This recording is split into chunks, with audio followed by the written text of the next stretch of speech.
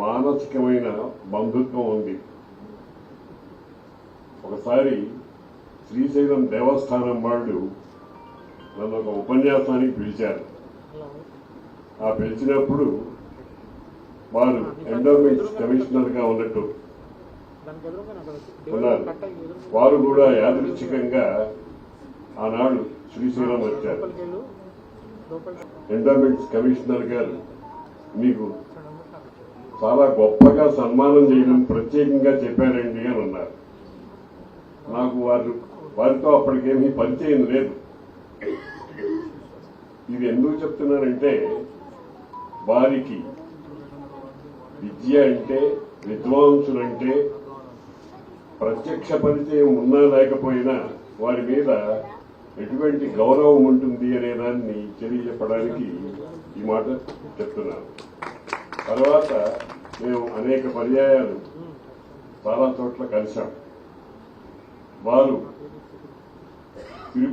తిరుమల దేవస్థానాల్లో కార్యనిర్వహణాధికారిగా ఉన్నప్పుడు నేను యాదృచ్ఛికంగా అక్కడికి వెళ్ళడం సంభవించింది.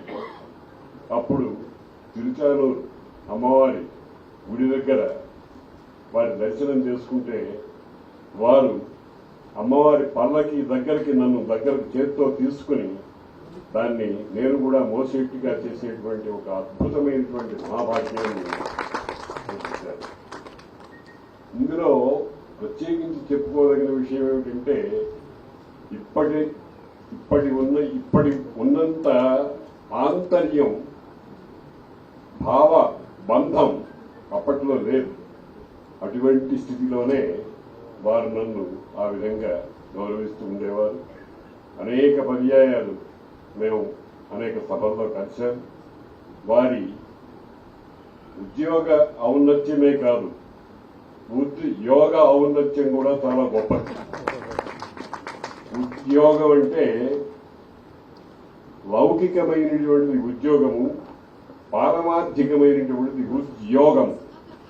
అటువంటి ఉద్యోగ వైభవ ఔన్నత్యాన్ని నేను అనేక పర్యాయాలు సంభావించడం జరిగింది, చూడటం జరిగింది. ముఖ్యంగా పరికర భాగవతము అనేటువంటి ఒక అద్భుతమైన కార్యక్రమాన్ని రూపకల్పన చేసి పోతన గారి భాగవతాన్ని విశ్వవ్యాప్తం చేసినటువంటి మూల పురుషుడు రమణాచార్య గారు. ఇది అసాధారణమైన విషయం.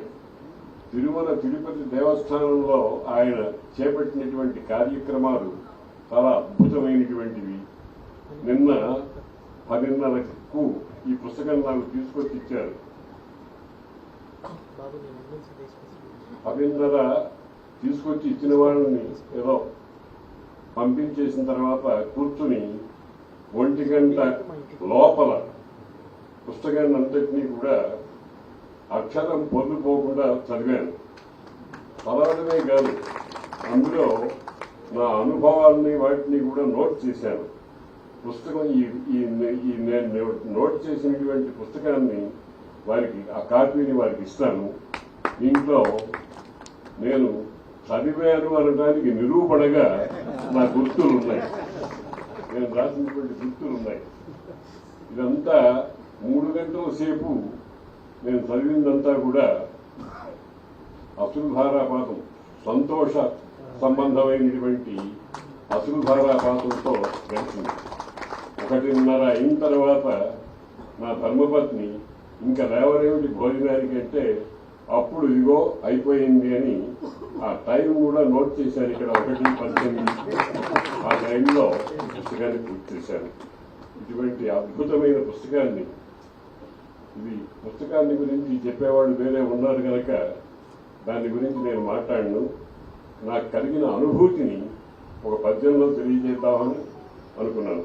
శ్రీరమ్యాకృతి వెంకటేశ పద రాజీవంబులం కొల్తుసున్ ధారావాహికగా హృదంతరమునన్ తాత్పర్య సంభావనా ధీరుండై రమణార్యవర్యుడు సుభక్తిన్ పాడుతున్ శ్రీనివాస రారమ్మని చెంగలించుమదితో సామీప్యముంజెందె